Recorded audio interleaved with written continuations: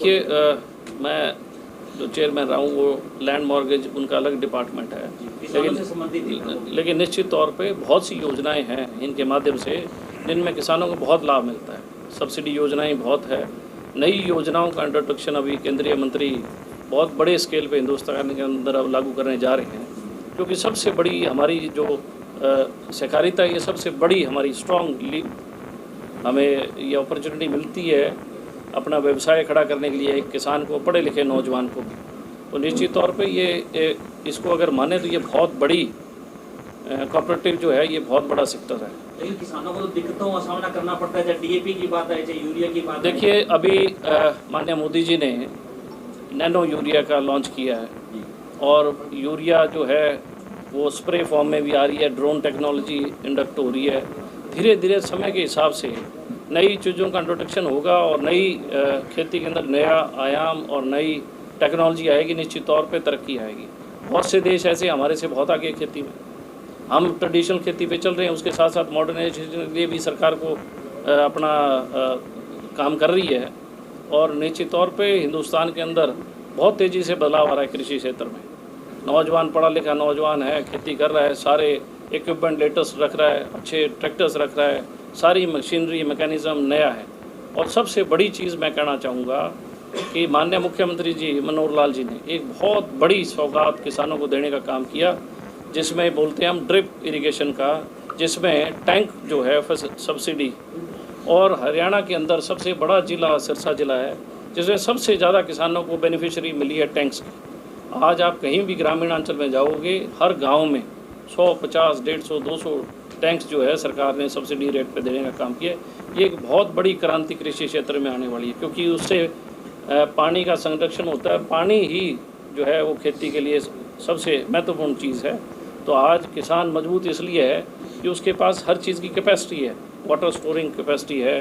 फिर धीरे धीरे आगे जो सहकारिता में हमारा स्टोरेज कैपेसिटी आ रहा है, जो हम किसानों को देने जाएगी सरकार, वो भी आ जाएगी, उससे गुणवत्ता आ जाएगी उसकी फसल के अंदर, और इसके साथ साथ उसकी आमदन जो है वो भी एक मजबूत आधार बन जाएगा, उसकी आमदन स्ट्रांग होगी, किसान बड़ा मजबूत होगा।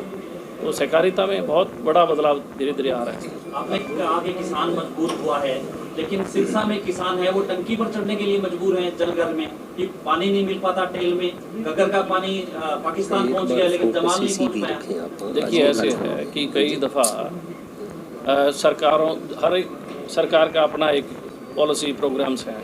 तो पानी पाकिस्तान गया वो हरियाणा से नहीं गया। हरियाणा में जितना पानी का हम उपयोग कर सकते थे हमने किया, बाढ़ का पानी हमने रोकने का काम किया। हमारे इलाके में कहाँ बाढ़ आई, पर जो सरकारें, जिन सरकारों की मैनेजमेंट फेल हुई वहाँ तबाही मची है। पंजाब की पूरी मैनेजमेंट फेल हो गई है, मशीनरी, सरकारी मशीनरी फेल हो गई। गाँव में पानी आज भी जब वो PBMB भाखड़ा का पानी छोड़ते हैं तो गाँव में आ जाता है, वो सारा पानी पाकिस्तान दे रहे हैं। आज गंगानगर के किसान धरने बैठे हैं क्योंकि पंजाब पानी नहीं दे रहा। लेकिन हर सरकार का अपना एक लिमिटेशंस है, हर सरकार का अपना कार्यशैली है। हरियाणा की सरकार की जो कार्यशैली है निश्चित तौर पे किसान हितैषी है।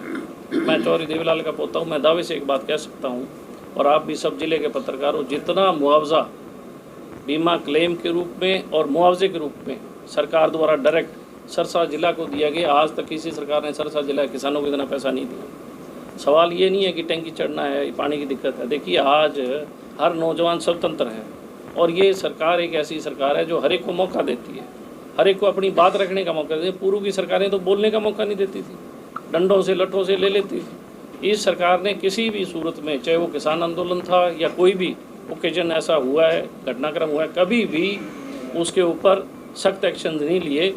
जनता की आवाज़ सुनी है, उनको पोलाइटली डील किया है। हमारे सामने किसान आंदोलन बहुत बड़ी एक तादाद में था और लंबे अरसे तक चला। एक दफ़ा भी इस ज़िले के अंदर ऐसी घटना नहीं हुई कि कहीं हमें किसी लाठीचार्ज या कुछ ऐसा। ठीक है, वो भी हमारे भाई है जिन्होंने आंदोलन किया। कई बारी किसी को इशू समझ आते हैं, कई बारी उस इशूज़ को आदमी समझना नहीं चाहता, लेकिन आज वही लोग हैं, हम आपस में बैठते हैं, प्रेम प्यार है एक दूसरे से। लाठीचार्ज की तो बहुत घटनाएं हुई हैं, हमारे पड़ा है, वाटर कैनन भी चले हैं हमारे ज़िले में नहीं। अब हमारे जिले में इग्नोर नहीं कर सकते। उमरशाह चौक पर भी आपने कितनी दफ़ा देखा है, जो देखिए ऐसे है, स्पीकर महोदय जब आए थे उस टाइम भी आपने देखा। मैं उसी पे आता हूँ। देखिए मैं ऐसे कह रहा हूँ कि सब लोग गलत नहीं है। एक दो शरारती तत्व होते हैं जो छेड़खानी कर लेते हैं, इसका ये नहीं है कि हम सब लोगों को दोषी ठहराएं। उस पूरी मॉब में, भीड़ में कोई एक ज़्यादा आदमी ऐसा होता है जिसका काम होता है पत्थर फेंकना हो रहा है, तो ठीक है, चलो छोटी मोटी घटना है, लेकिन उस पर प्रतिक्रिया तो नहीं है। अब यहाँ जो भी घटना हुई प्रतिक्रिया नहीं हुई, और जो केसेस थे वो भी विड्रॉ किए सरकार ने। तो सवाल है, अब नौजवान हर आदमी अपने इच्छाओं को लेकर, अपनी सोच को लेके जागरूक है, तो किसी को सब लोग स्वतंत्र है, कोई अपनी बात को किसी तरीके से रखे, चाहे वो टंकी पे चढ़ के रखे, चाहे वो डीसी दफ्तर